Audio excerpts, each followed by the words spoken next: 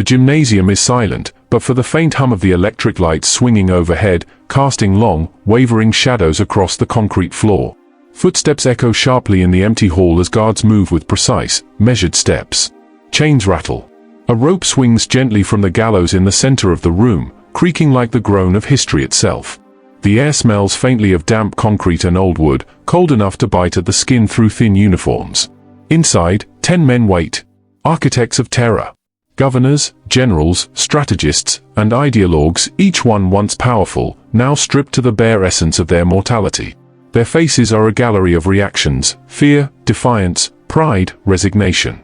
Some stare at the swinging rope as if it might offer an answer. Others whisper prayers or mutter curses under their breath. The chaplain moves softly among them, offering whispered comfort, while the executioner tests the trapdoor with careful, detached precision. Outside, Allied officials and journalists shuffle papers and cameras, tension mounting. Every sound is amplified: the scratch of pen on paper, the subtle shift of a boot on concrete, the intake of a prisoner's breath. Here, in this converted gymnasium, the Third Reich meets its reckoning. A single heartbeat, the weight of history, echoes in the mind. 10 men. 10 lives about to end. And already, the room trembles with anticipation. Some will beg for mercy, some will face death with icy defiance. Some will pray. Some will laugh. Which of them will walk to the gallows with their dignity intact? And which will crumble under the weight of their own crimes? The rope swings once more. And then, the prisoners are led in chains through the cold, narrow corridor that feeds into the gymnasium. Their footsteps echo against the bare walls, a rhythm of inevitability. Each man moves with a different cadence, some stiff with defiance, others hesitant, weighed down by the knowledge that nothing now shields them from justice. The light overhead casts harsh shadows, elongating their forms, turning each prisoner into a towering specter of the crimes they once commanded. Outside the room, Allied officers stand at attention. Cameras click, capturing every movement, while scribes hurriedly record the proceedings. A radio hums faintly in the background, its presence a reminder that the world is watching. Every gesture is scrutinized, every expression noted.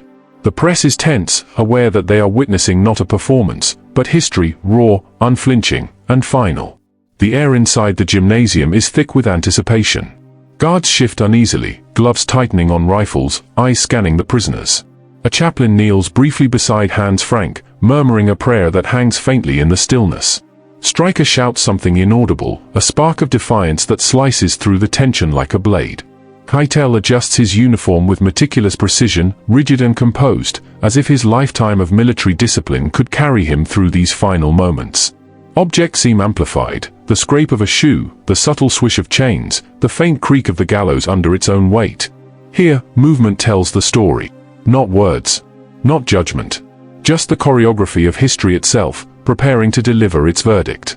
And as the last prisoner steps forward, the world holds its breath, for in this room, time has stopped, and only the shadow of justice remains. Hans Frank steps forward first, his once proud posture diminished to a tremor of hesitation. Chains clink softly with each step. His eyes, once sharp and commanding as Hitler's personal lawyer, are now lowered, shadowed by the weight of guilt and the knowledge that mercy will not come from man. The chaplain leans close, whispering words of faith that hang in the cold air, but Frank barely responds, absorbed in a silent dialogue with a God he may have only now begun to consider. Beside him, Julius Streicher grins cruelly, a spark of defiance lighting his eyes. Even in the shadow of the gallows, he refuses to bend. He shouts, "Heil Hitler!" A voice filled with venom, pride, and hatred, cutting through the hush of the room. The guards flinch slightly, uncomfortable with the intensity of his fanaticism, and the cameras hesitate, struggling to capture the full impact of a man who refuses to die quietly. Wilhelm Keitel steps forward with a soldier's precision, boots clicking sharply against the concrete. His gaze is fixed, disciplined, unyielding. He does not flinch, does not speak, carries the memory of obedience like a shield against the finality awaiting him. Every step he takes is measured, every motion deliberate, as if his lifetime of military training could somehow hold back the inevitability of the trapdoor. The room pulses with tension. Small movements are magnified, a finger tapping nervously on a railing, the subtle sway of a rope, a prisoner's sharp inhale. Each man reacts differently, revealing the spectrum of psychology behind the crimes: remorse, fear, defiance, and icy detachment. And as the first rope is secured, the countdown begins: 10 men, 10 responses, and a single moment that will etch itself into history. The air thickens with anticipation, a tangible weight pressing down on every soul in the room. Fritz Sauckel paces slightly, hands trembling as he whispers urgently about his family, a futile attempt to cling to something beyond the walls. Anxiety radiates from him like a storm cloud, each heartbeat loud in the otherwise tense silence. His eyes dart from rope to gallows, to guards, searching for a reprieve that will not come. Ernst Kaltenbrunner sits unnervingly still, his gaze cold, calculating. He tilts his head as if reviewing the room like a ledger, noting each movement, each breath, each flicker of emotion, a bureaucrat measuring the mechanics of death, refusing to acknowledge its human weight.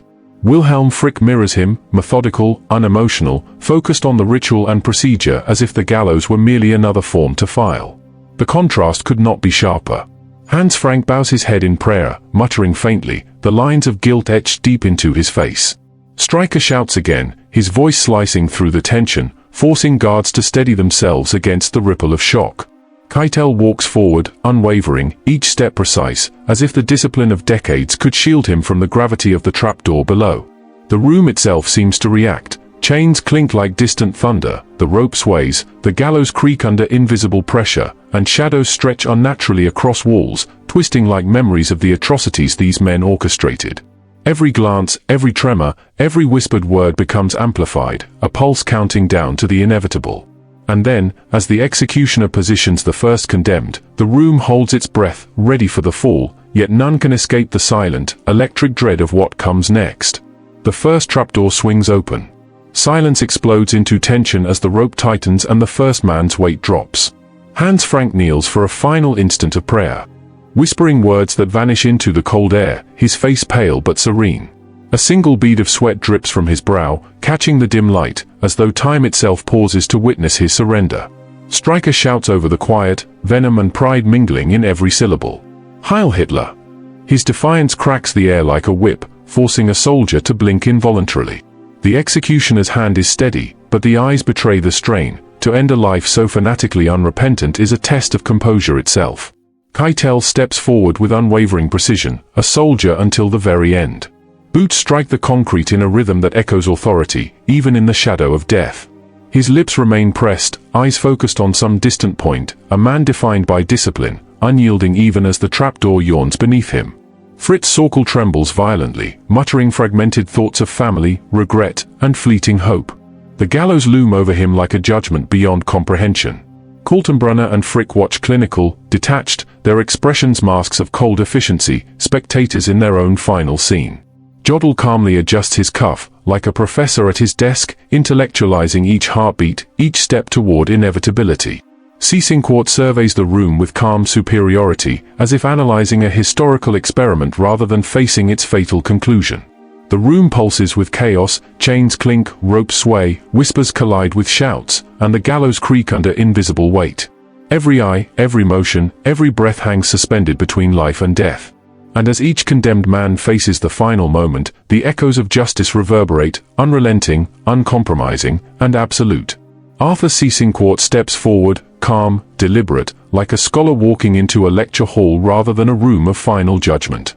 His gaze sweeps the gymnasium, meeting the eyes of observers with quiet, chilling arrogance. He does not flinch. He does not speak.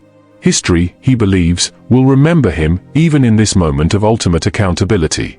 Hans Frank bows his head, murmuring a final prayer. His lips quiver, his hands clench as if to grasp something beyond the world. Witnesses report a rare vulnerability, a man humbled by the enormity of his crimes and the inevitability of justice. The chaplain's whispered prayers echo faintly, mingling with the metallic scent of the gallows and the faint scrape of boots on concrete. Julius Streicher screams one final insult, eyes wild, voice cracking yet defiant. Guards shift uncomfortably, some recoiling at the venom, while others stiffen, forced to maintain composure in the face of hatred so raw it feels almost alive. Wilhelm Keitel marches forward with military precision, boots striking the floor in a rigid, unbroken rhythm. Each step is measured, disciplined, a soldier's final stand. His gaze remains distant, unwavering, even as the trapdoor yawns beneath him. Fritz Sauckel shakes violently, whispering fragmented words of family and fleeting regret. Kaltenbrunner and Frick maintain cold detachment, calculating, clinical, as if the act of death were a mere administrative task. Jodl adjusts his cuff one last time, intellectualizing the scene with methodical calm. The trapdoors fall in sequence. 10 men, 10 responses, 10 fates sealed. Silence crashes down afterward, thick and suffocating, leaving only the echo of humanity stripped to its rawest elements: fear, defiance, remorse, and cold resolve. And as the last rope tightens, the gymnasium exhales. History has weighed, judged, and delivered. The ropes hang empty. The gallows creaks softly in the quiet gymnasium, now stripped of the tension and terror that filled it moments ago. The air feels heavy, almost viscous, carrying the ghostly echoes of footsteps, prayers, shouts, and the metallic whisper of chains. The prisoners are gone, reduced to ashes scattered beyond recognition, leaving nothing that could become a shrine, nothing to immortalize the architects of terror. Allied officials step back, adjusting papers and uniforms, faces drawn but sober. Journalists lower their cameras, knowing they have captured history, but also feeling the weight of witnessing it. This room, a converted gymnasium, has become more than a site of punishment. It is a mirror into the human psyche, reflecting the range of responses to inevitable judgment. Repentance, fear, defiance, detachment, rationalization, 10 men, 10 lives, 10 psychological landscapes distilled in final moments. The Nuremberg trials have ended in motion, but their echoes will reverberate far beyond these walls. The principle is clear: following orders offers no shield against accountability. The legal precedent set here will shape international law, defining justice after atrocities and ensuring that power alone cannot excuse inhumanity. And yet, in this silence, the viewer can feel the unresolved weight, the human cost, the moral consequences, the fragile tension between evil and accountability. Every rope that fell, every word whispered or shouted, every subtle glance, tells the story not just of 10 condemned men, but of the machinery of tyranny itself. History has acted. Justice has been served. But the shadows of power, ideology, and moral failure linger, a reminder that vigilance is the price of humanity. The gymnasium stands empty now, the echoes of ropes and footsteps fading into memory. The walls, once alive with tension, are silent witnesses to a reckoning that cannot be undone. 10 men walked in with power, arrogance, and hatred. They left only shadows, whispers, and the stark reminder of human responsibility. Each final word, each tremor, each act of defiance or repentance has been recorded by history, preserved not for spectacle, but as a warning. Outside, the world moves on, but the consequences of unchecked power linger. The Nuremberg executions were more than punishment, they were a declaration. No ideology, no rank, no allegiance can excuse cruelty. The trials set standards that echo today, shaping laws, defining justice, and reminding humanity of its fragile moral compass. Yet even in this solemn closure, questions remain. Which of these final moments speaks loudest to you? The calm precision of Keitel, the repentant prayer of Frank, the defiant scream of Streicher? The room may be empty, but their choices, their responses to judgment, still resonate. They challenge us to consider how ordinary men can become instruments of extraordinary evil, and how justice, though delayed, can confront even the darkest chapters of history. This was only one execution, but countless secrets, fates, and final stands remain hidden in the shadows of World War II. The echoes of these 10 men remind us, accountability is never optional, and history remembers all who stand in its light. The camera fades to black. The soft, distant creak of a rope is the last sound. And for a moment, the world holds its breath.